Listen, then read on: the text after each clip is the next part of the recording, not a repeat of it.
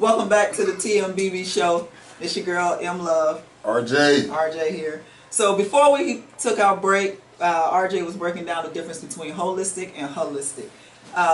Now, before he goes back into breaking it down a little bit more, if you guys have any questions or comments, feel free to call in at 404-751-5062. That's 404-751-5062. Yeah, tell us how we doing. That's my alarm to eat. Sorry, y'all. She greedy. So this, if you got any questions, just or you want to say, good job first show. We're taking all calls right now. If you want to order a pizza, just call. Get us to talking. So before we had a break, you were talking about the difference between holistic and holistic. Yes. So can you go back to explaining a little bit more so that the audience can have a clear understanding of what the difference is and how each one of them maybe combined work together, or? Okay, from what I've come to find out is that holistic deals with medicinal medicine, being just, I guess, the way it's because of how it's spelled. Mm-hmm. Holistic deals with the whole entity of the body. Mind, body, and spirit? Mind, body, spirit. Okay. Yeah, that's it. Mind, body, and spirit. Okay. So it deals with all that. Without any additives. And when I say additives, I'm speaking of drugs. Mm-hmm. You're basically living off of the earth. You're living what is created here on planet Earth through the dirt. Uh-huh. That's what holistic is. And like I said, holistic, with the HOLISTIC, is basically through medicinal things. So that's kind of a frankly broken down definition of the both. Okay. So one thing about it, you are vegan, right? Yes, I am vegan. What made you and your family decide that this was what we were going to do? And I asked that because there is a documentary that's out now, and a lot of people have watched this documentary, and they are starting to change their lifestyle. Yeah. So, there's other documentaries that are out there that have been out for a while, like Food Matters, mm-hmm. Forks Over Knives, different things like that actually educated as well, as far as how to eat and how to fuel your body. Okay. On a holistic level. Yeah. So what made you and your family decide that living a vegan lifestyle was the best way to go? For us, it was just basically, first of all, let me say this, it wasn't no I love the animal type thing. No, okay. I mean, shit, if you want to eat a steak, eat steak.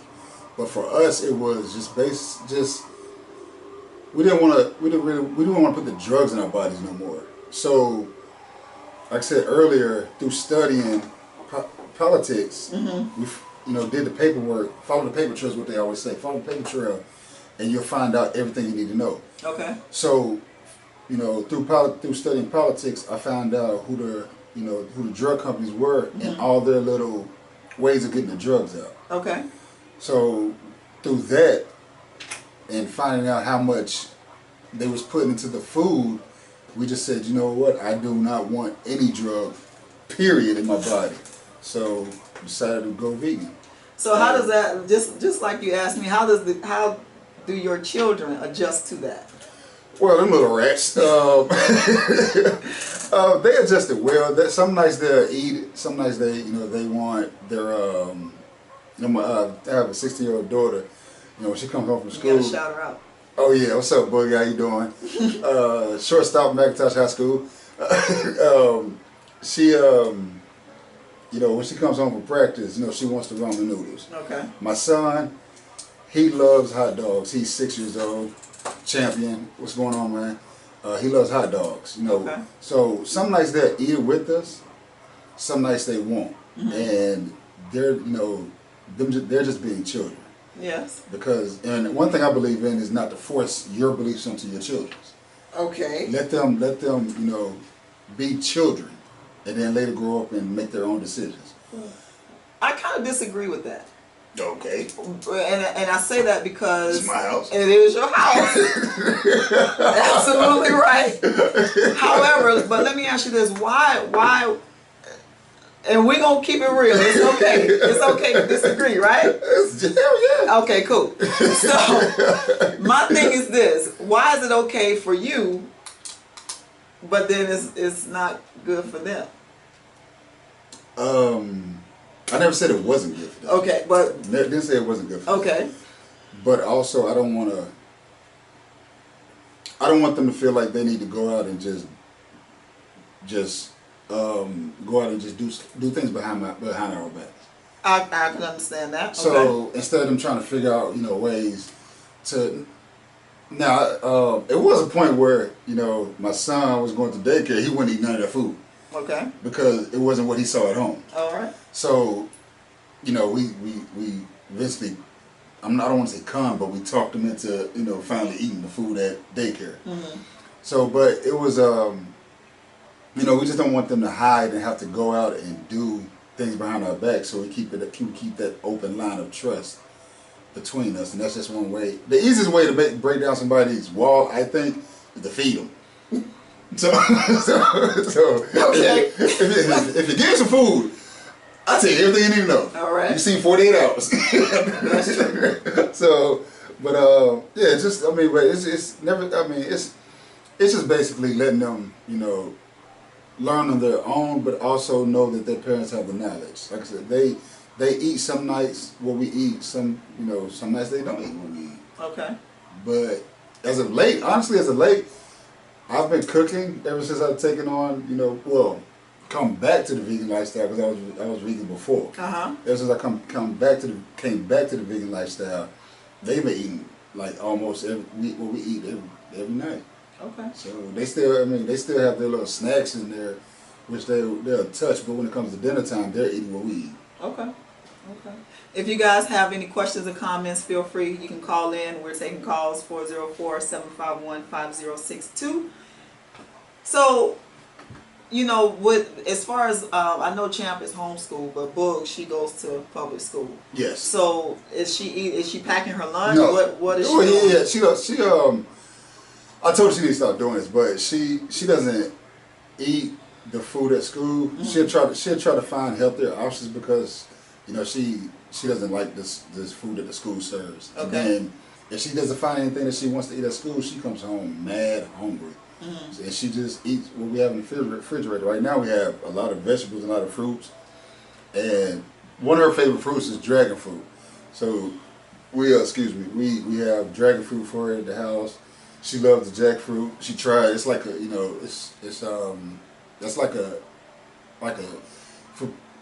if you ever wonder what jackfruit tastes like, it's like a Earth's natural gummy. Like gummy bear? Like gummy bears, and it's a whole lot better, so to speak. Okay. So, she tries that, she eats that, and that's really what it is. Champion, him being homeschooled, and right now he's on sugar. So he's 6. He's a sugar guy. We're trying to find different ways of getting them stuff, but for the most part, they're coming around. They eat unhealthy, but when it comes to dinner time, like I said, they eat what we put out there. But see, that's the good thing, that I think about living, or just mainly focusing on a plant-based lifestyle, because it's so many different things out there that you can try, so many different things that you can experiment with. Yes. And if you have an open mind, you would be surprised at what is actually out here that can heal your body. And the main thing that we want to get across with this show is food can be medicine. Food is medicine. So if, we never know the different things that the fruits and the vegetables can heal in the body. A lot of people don't even eat fruits and vegetables, or they don't even know how to prepare fruits and vegetables because they were not raised on it. So they don't know how to bring that over into their household now and prepare it for their family as well. Yes, I agree with that. I've talked to a lot of people, clients, friends, that they may even, I'm gonna put her on blast.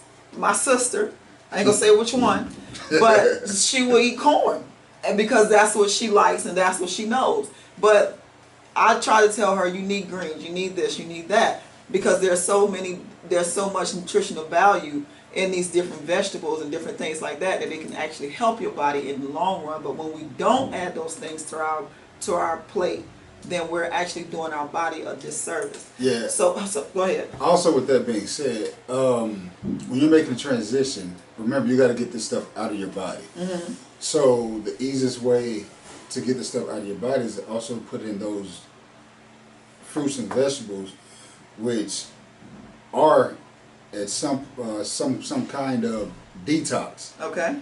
So if you're looking to switch over, you can look for like the citruses, mm-hmm. the natural citruses, lime being one. I believe mango is one. Well, mango's not a citrus, but it's a good detox. Grapefruit is a great detox. It's a real great detox and a fat burner. It is. So you can look at those as being detoxes to get the bad things out of your bodies. Now don't use the grapefruit for what you saw on Girls Trip. That was sidebar. Never mind. Keep going. I'm sorry.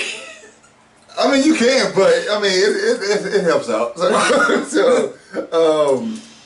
But yeah, you can if you're looking to switch over, and you can use the natural food as a detox to help you switch over and immediately get those things out of your bodies if you're looking to do the switch.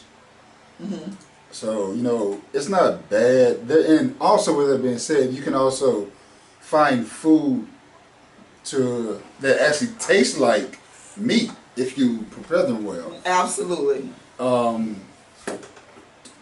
For me, the replacement of beef is mushrooms or beets. You can replace meat through. I mean, you can use those to replace meat. Portobello mushrooms make great hamburgers. Now I have to admit, I'm not a beet fan. I will drink a beet, but I will not eat a beet. They got to at some point keep to the beet. But I can drink it all day. Well, I mean, you're still getting that in your body. Yes, and that's the thing. You got to find different ways to be able to get it in. I hate beets. It tastes like dirt. But if I juice it and put a green apple in it and an organic half a lemon in it, mm-hmm. then I can get it down. Yeah. So like I said, you just got to find your palate for your different fruits and vegetables, and that will help you do a lot of stuff and help you be able to eat a lot of stuff. So like I don't, and you said corn earlier. I can't stand corn. I hate that shit. So it's just, but I find different ways and different things to put it in. We just made the other day black bean quesadillas. Mm-hmm. So I threw the corn in there and mixed it with everything in the quesadilla. We had black bean quesadillas with black beans and corn. So it's you just got to find your niche as to how to get stuff down, how to make it palatable. So maybe one day on one of the shows we could get RJ to go into the kitchen and actually cook something and show you guys how he's making these vegan recipes for his family. I mean, I'll do that. Watch out, Food Network. Yeah, I'll do that. I ain't got no problem doing that later on down 2 or 3 years. No, we'll make it happen soon. Yeah, no.